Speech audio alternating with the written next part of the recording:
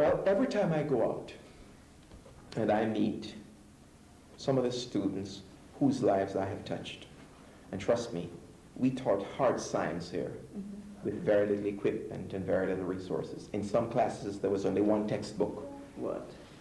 But I was just talking this morning to Ken Morgan upstairs, and we were saying he was in organic chemistry, I was in biology and molecular biology and stuff, and we taught science, real science. Every time I see a student of mine from back then, by the way, there are about 38 people who have gone to medical school out of our little department down in the bottom of that place. And 5 dentists who are medical doctors today. 38. 38. It could be a little higher than that. And 5 dentists. People who came through our little system, but who were taught to dream and to work hard. And I feel good when I see that. In fact, many times when I go out soliciting, I simply call them up and say, now you know how it is. I used to tell you, so give me some money. And they do. In fact, I'm hoping that Carlene Sinclair could one day deliver the commencement address here. She's one of my students, one of the first persons I taught when I came here. And she's an internist. She's head of trauma at the Morehouse Medical School, and very, very dedicated person. So yes, I feel good about my students and how they are touching lives, because that is how the ministry spreads. You teach some people, they teach some other people, and you know, and several of them give scholarships and awards to people here, etc., etc. One of the things about being a part of this administration as president since 1990 that I have enjoyed is the fact that when I became president, we started looking back in the community of Adventists. Yes. And we found people who had given their lives to the Adventist cause and to this ministry, and we have honored them.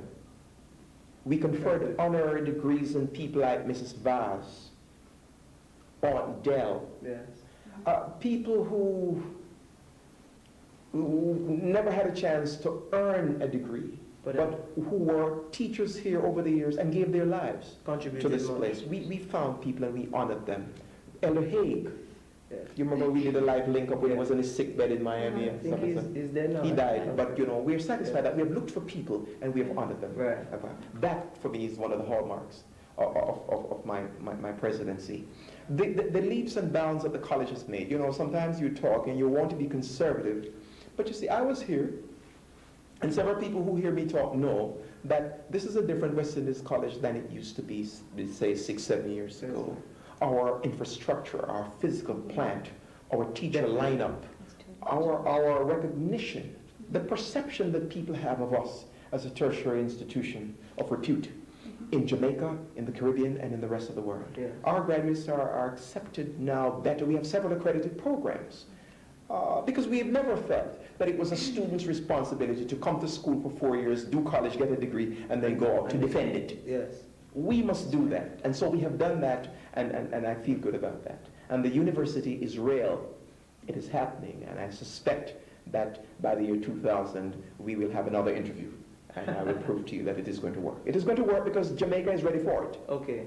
Jamaica, from the government right now, they're ready for it, and we are qualified to So we will do that. become the 3rd major University on the island. Yes, it is going to happen. Tell us about your involvement as a public figure.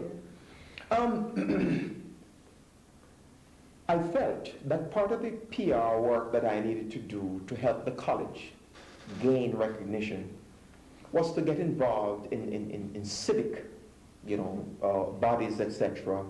I was one of the founding members of the University Council of Jamaica.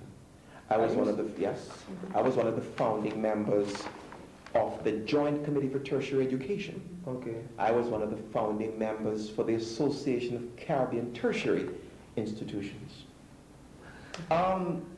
Pretty involved. Yes, I did a lot of stuff there. I became a member of the Rotary Club a few years ago because it gives you a chance to meet some other people. I served on the Ministry of Education Planning Board, on the advisory of some radio stations, etc., just to help to give the college visibility, etc. Recently, I wrote an article I think I have it in here. the Sunday paper on the 15th of March Yes. I think this was done while you were away. Yes, I was asked about 2 years ago to be a member of the board of directors of the Scotia Jamaica Building Society. Okay. And a few weeks ago, they asked me also to serve as a member of the Bank of Nova Scotia General. Okay. So what does this mean for you now? Is more pay? I understand that there's some people who say that I'm getting seven-figure stuff. I didn't know that board members got that much money. But you know, I get a few dollars. But just to be there, that my name appears beside the name of the principal of the University of the West Indies as board members. We are from two major tertiary institutions, which is the kind of fight that we have had to fight, you know, to get West Indies College where it is supposed to be. So for me, the money is immaterial. Yes. Of course, I'm a poor businessman anyway. But when I go to board meetings, I think I ask the right questions. Yes. And I ask for accountability because that's the way I am in class, that's the way I am in my presidency. Yes. And so that's the way I operate when I go to a board.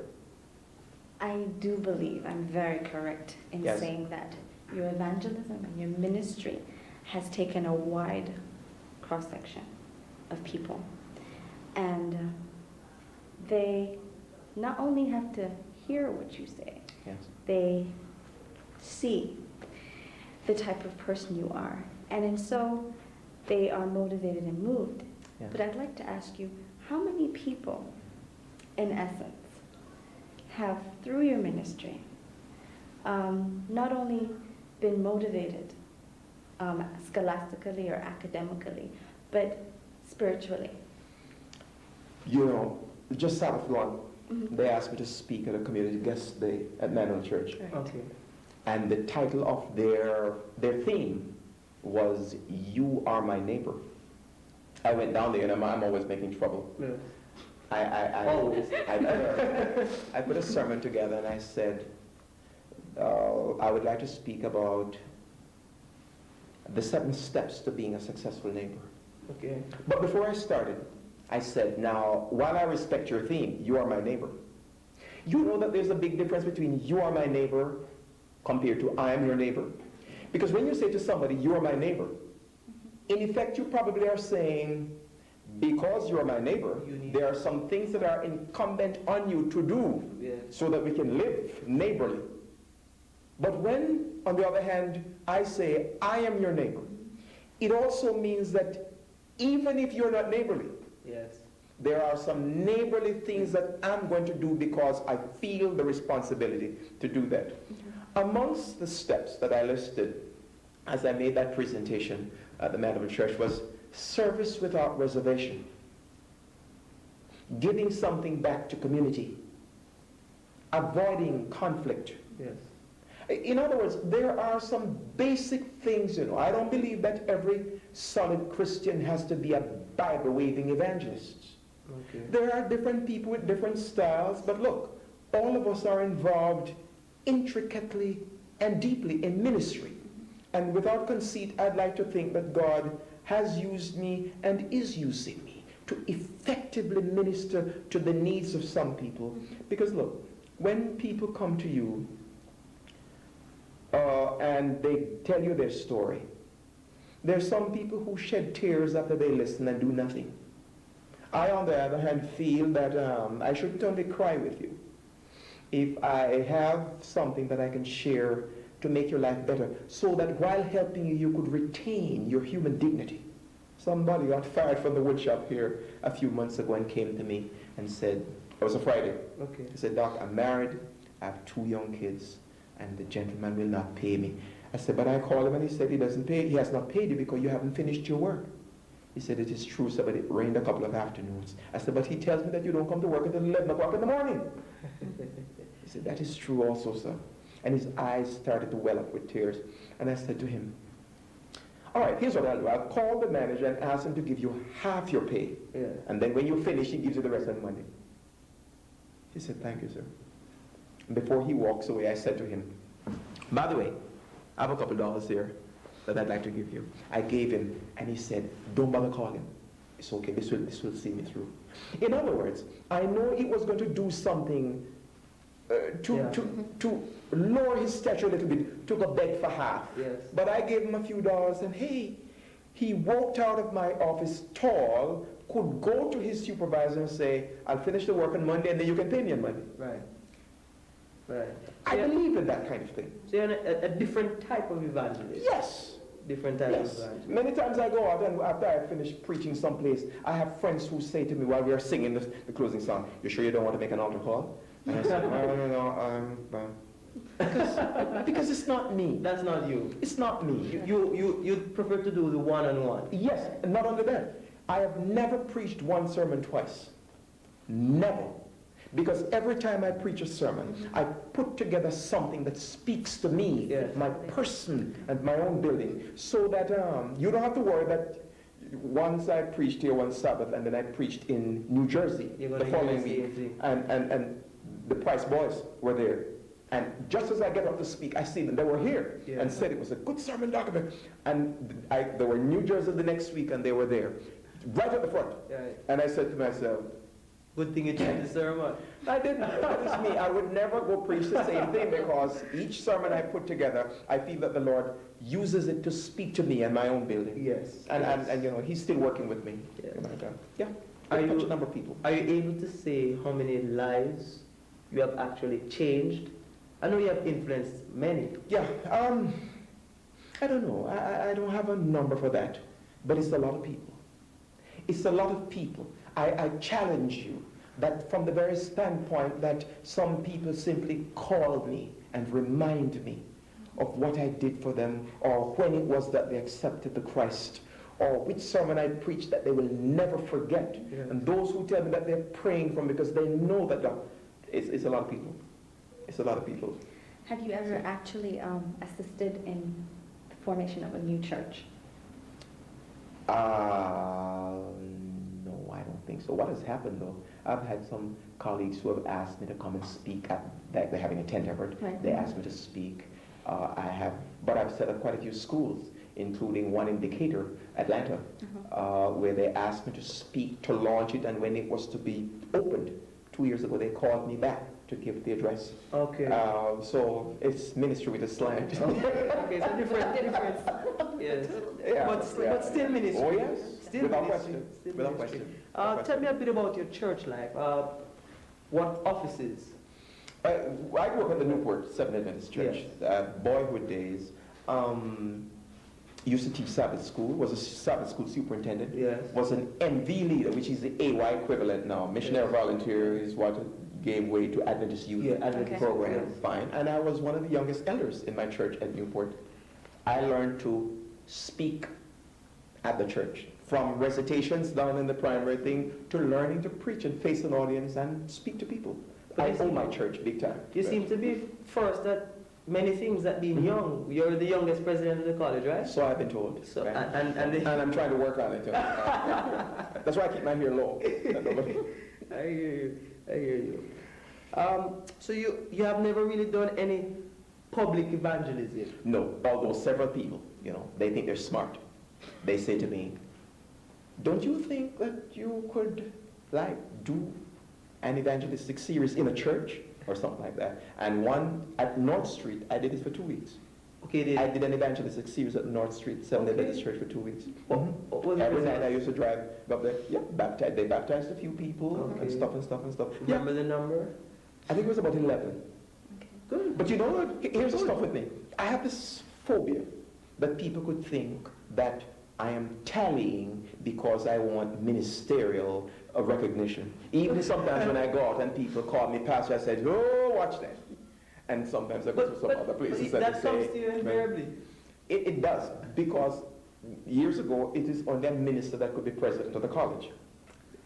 That was part of the thing, and even in some of my circles, they call me Reverend. At one of the scientific meetings at Jamaica House, P.J. Patterson referred to me as Reverend Thompson, and I said, now, my colleagues would love to hear that.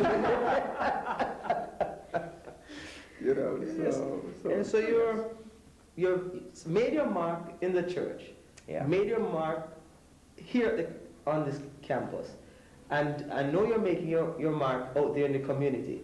Yeah. You made mention of P.J. Patterson. What about the public? Well, there are some people who think that I'm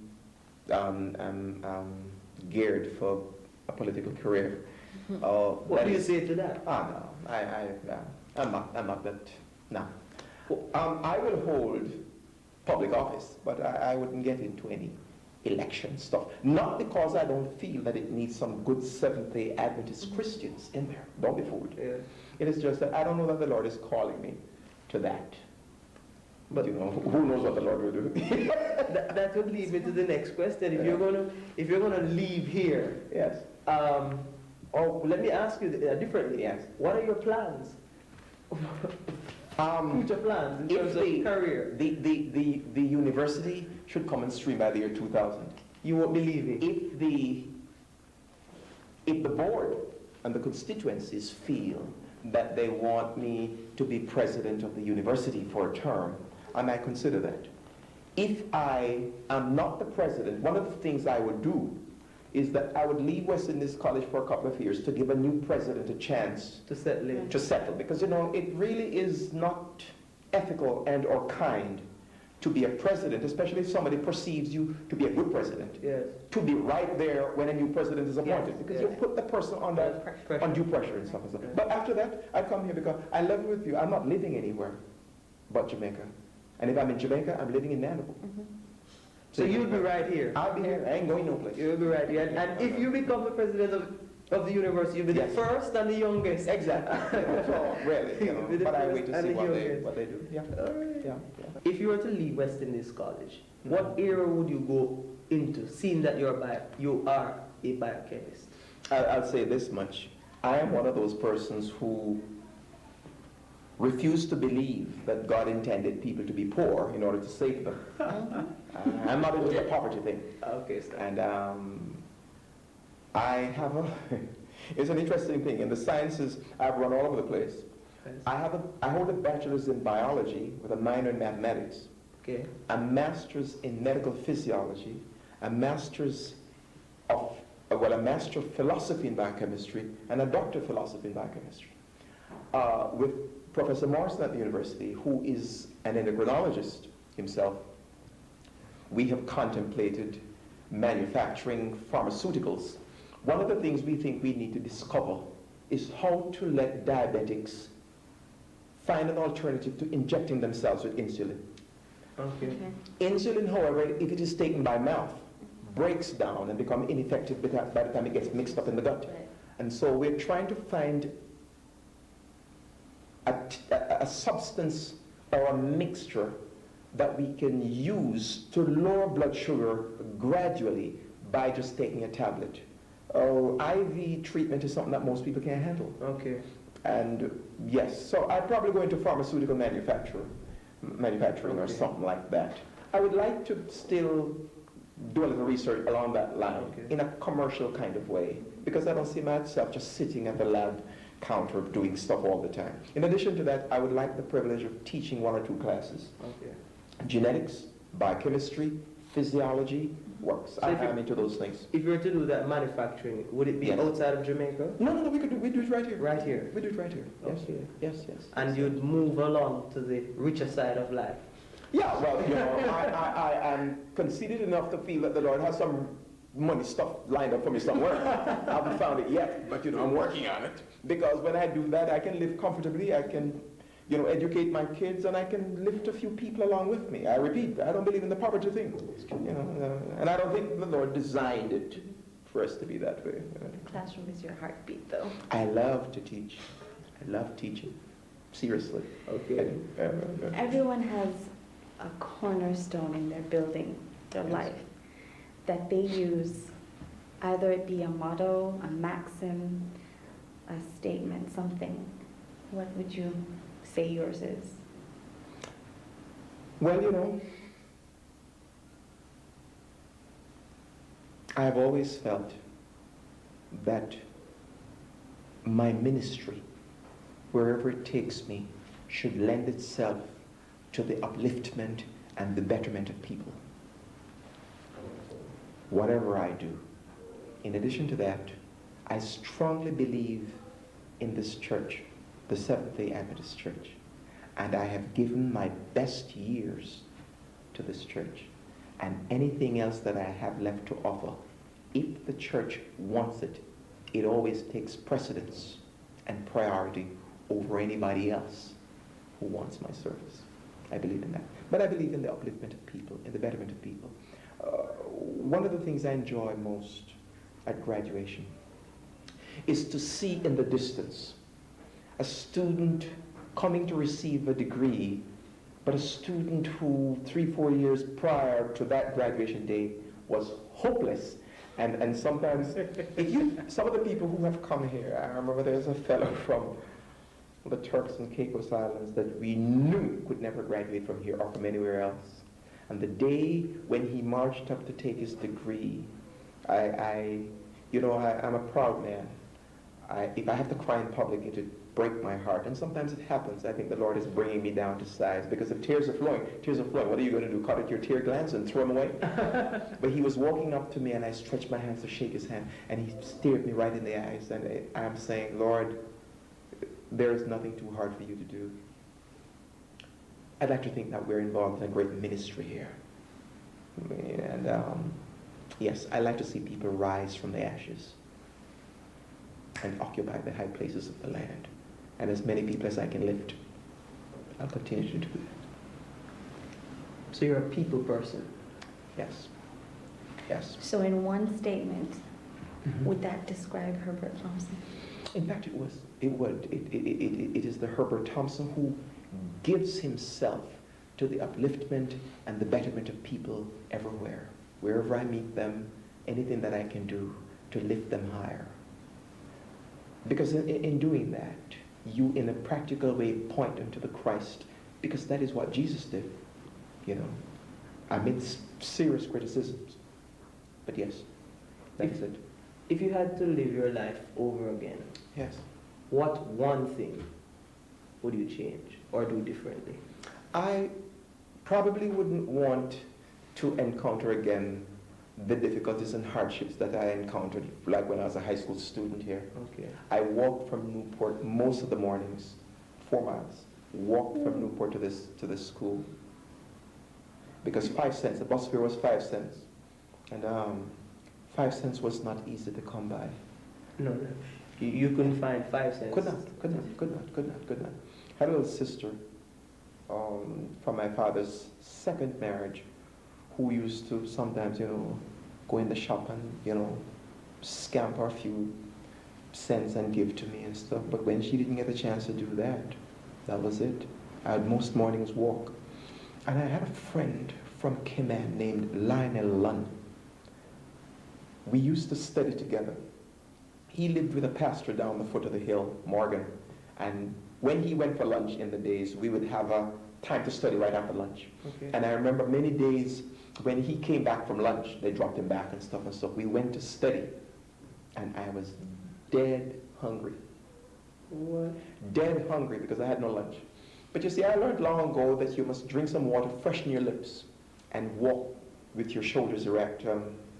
I still do that, and even when I came back here to teach, I had a little sports car that really drank a lot of gas, powerful machine. And some mornings I just walked through the Waltham bush and came straight to school. And people said, "What happened to the car?" I said, "I just felt like walking today. No gas, no gas." But so I felt that some of the difficulties were tests to help to make me. But there are some difficulties that I've encountered based on sheer poverty that I wouldn't want to repeat if I didn't have to. Okay.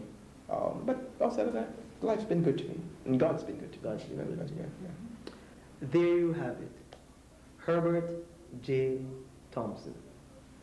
Country boy on his way to the top, but still connected to his God, an evangelist in his own right, who has touched the lives of many. Dr. Thompson, we thank you. You're welcome. Thank you, Shelane, for availing yourself to conduct this interview.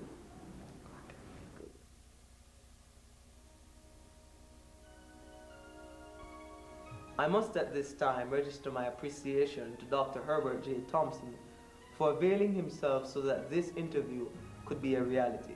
Thank you so very much, Dr. Thompson. Now to Miss Shelane Hill, I must say thanks to her too. Miss Hill, thank you so much. You have done an exceptional job. Thank you. Now to the driving force behind this machine, Dr. Denton Rowan. Dr. Rowan, thank you for providing the opportunity for me to conduct this interview. I must say it was a very interesting one, and one in which I have learned a lot. Thank you so much, and thank you for allowing me to present it through this medium once again, video. Thank you. I must express thanks to my technical crew from the Hilltop Studios who have spent long hours in helping me to make this production a reality at an expensive cost. Thank you. My mama told me, boy, there's a God above. He's watching over you.